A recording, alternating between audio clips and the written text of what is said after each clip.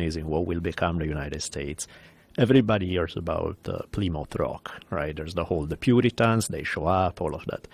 What usually people don't hear, Thaddeus Russell played a little with this story in his book. There was this other settlement called Marymount that was just down the street from Plymouth, but they were completely different. Their interpretation of Christianity was pretty much a pre-Christian paganism mixed with a couple of Christian ideas. They had the exact opposite approach of the Puritans. They were having drunken orgies with the native tribes. They were they were the equivalent of like the hippies of the 1600s, just kicking back, having fun. And the Puritans started getting edgy because when new people would show up on the coast, they would take a look at the Puritans, they would take a look at Marymount and be like, yeah, I'm going to Marymount. Fuck the Puritans. These guys are whipping themselves and life sucks over there. And so, of course, that was bad competition. Even some Puritans were like, see you, honey, I'm gone for a couple of weeks. And so the hardcore guys decided, well, we can't have that. So they got their guns, showed up, and closed down Marymount. And that's the problem. Like, had the Marymount guys not been so damn lazy hippies and actually got their act together and trained with guns and stuff, they would have been able to keep their community going with those values. You need a minimum of self-defense. Otherwise, somebody else squash you, which is exactly what happened. Was that from the name Loyola Marymount? Does it come from those people? I dubbed it because, you know what? I have no idea, so I'm going to lie. But you know, the thing is, because, you know, Loyola doesn't strike me exactly as a drunken orgist with natives. No, not at all. That's why I was confused. Yeah, I'd never heard of that before, but it makes sense that there would be someone that would deviate. Mm-hmm. There's always someone that just looks at the way everyone else is doing it and just says, this is fucking not for me, man. To go over the big three things that seem to really cause the United States to want to overthrow or bring down a foreign government. If you have one of these three things, the U.S. might screw with you. If you have two of these things, the U.S. will definitely screw with you. If you have three of these things, then look behind you right now because the U.S. is currently screwing you. All right? Number one, being a socialist country. That's right. If you don't have the same economic system as us, oh man, we will cut you, motherfucker. All right? Number two, dropping the U.S. dollar. Iraq dropped the dollar. Iran dropped the dollar. Libya dropped the dollar. Pakistan dropped the dollar in trade with China, and the following day, we added them to the list of countries violating religious freedom. All right? I'm not kidding. We do not take kindly to dropping the dollar. But that doesn't apply to Venezuela, no. Venezuela has never... Oh, okay. All right. Venezuela has two out of the big three. But the number three reason we try to bring down other countries is because they have oil or other resources, and Venezuela doesn't have any of those. World's leader in oil reserves? Well, that's... only the world. I bet Jupiter's moon Europa has more, all right? So, in case anyone was wondering, that is why the U.S. is trying to create a coup in Venezuela right now. It is. And our government is doing it with the support of every mainstream media channel in America, from MSNBC to Fox News to NPR to Bill fucking Maher, all right? Every single one. Let's break down a recent CNN propaganda segment. Take a look. Cross into Venezuela's unending disaster, the world's worst growing refugee crisis. Is it the worst? I think maybe Syria or Yemen might be in more dire straits.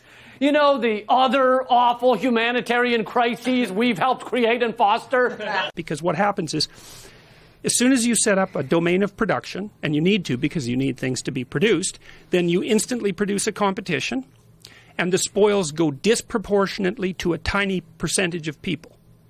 So what? Well, so the rest of the people starve, or the system becomes unstable because everybody's mad. It's like, that's a big problem. Okay, so how do human beings fix that?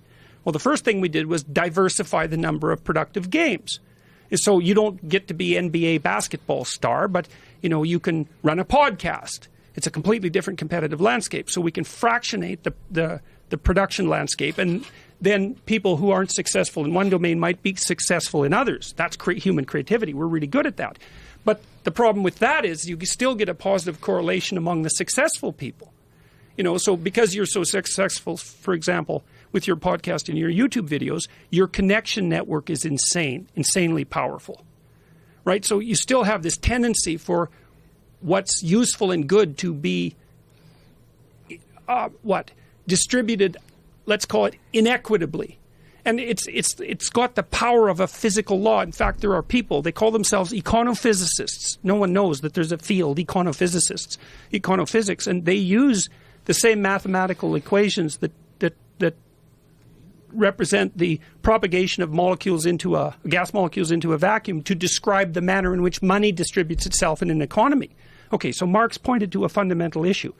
But he said, well, that's a fault with capitalism. It's like, no, it isn't. It's something way more pernicious than that. And it's something like, well, when one good thing happens to you, it makes you a little more powerful and attractive. And so that fractionally increases the possibility that another good thing will happen to you. And then that spirals out of control. And you get people who have, they have all the money or they have all the podcast downloads. You're in that position. What is it, 1.2 billion? Like, what the hell? But it's to those who have more, and it's not because there's something oppressive about you. It's because you rode the wave of the Pareto distribution, and it threw you way the hell up into the stratosphere. And we don't know what to do about that. Like, should you be sharing your podcast views with the oppressed and downtrodden? I mean, you've got a few billion. You could spread the damn things around. It's not fair that you're the only one that's being listened to. It's the same argument, and it's a compelling argument because why the hell should you have all that power? If you call it power, you could call it authority or competence. But isn't that a different argument? Because no one's asking anyone to download anything in specific. No one's compelling anyone to download anything specific. You could download whatever you want. And if you put more effort and more time and more focus into your work, whatever it would be, whether it's a podcast or your YouTube videos or whatever, if people enjoy it, they gravitate towards it.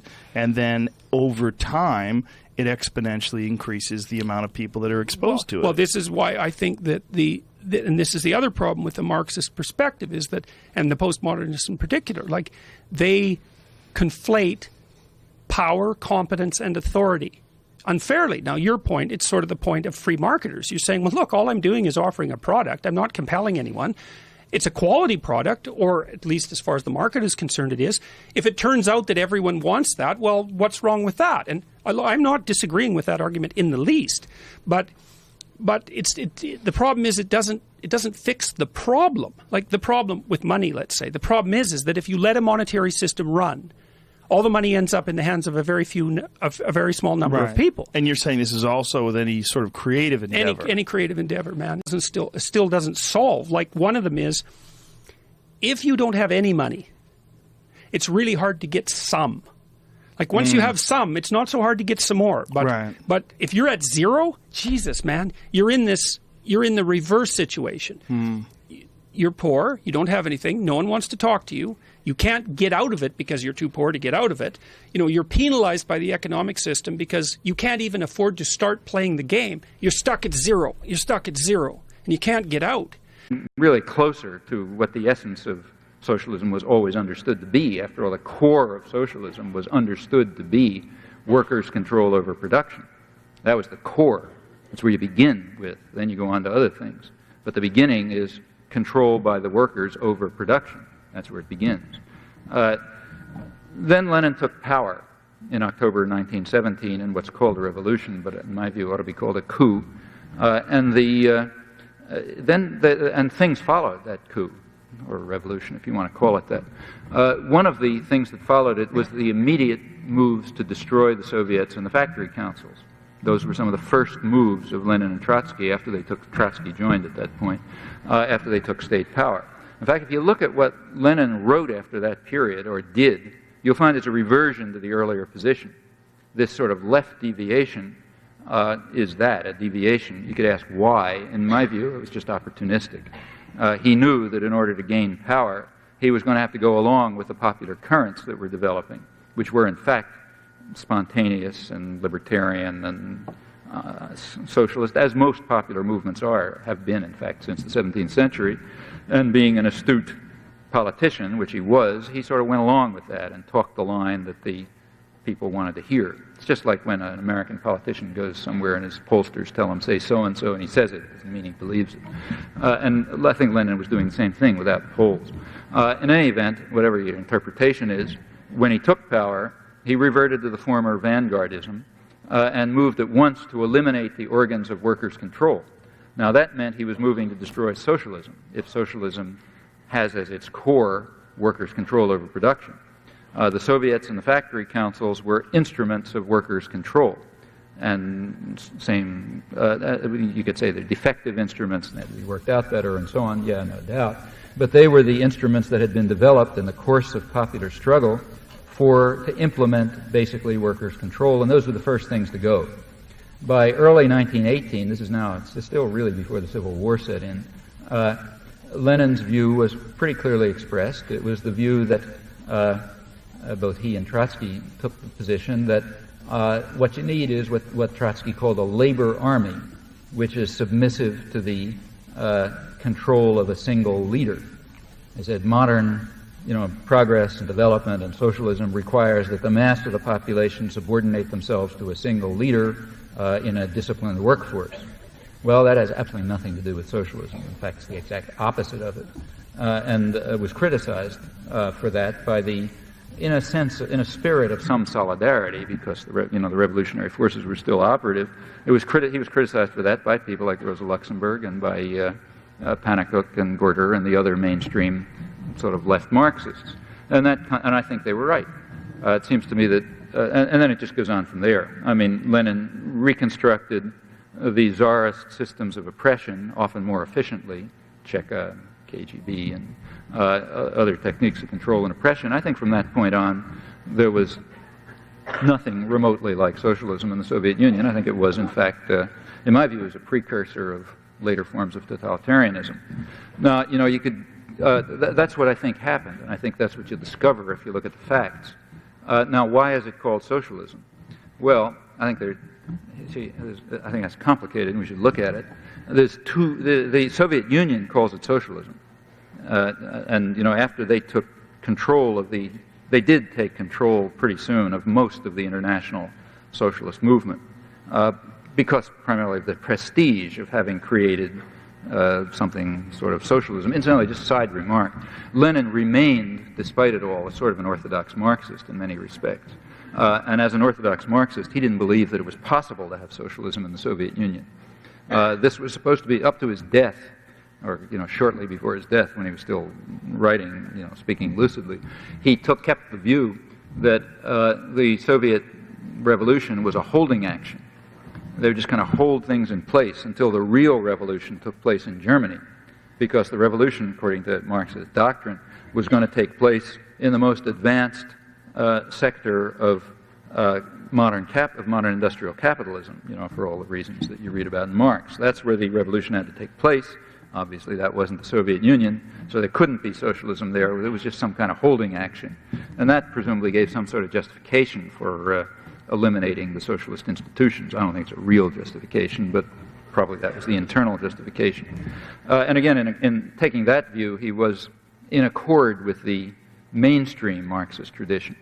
Well, after that comes the view that all of this is socialism.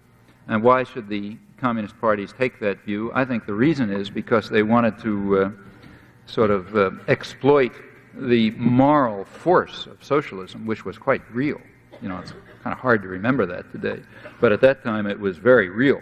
This was regarded as a progressive moral force, and by associating their own destruction of socialism with the aura of socialism, they hoped to gain credit in the working classes and other progressive sectors.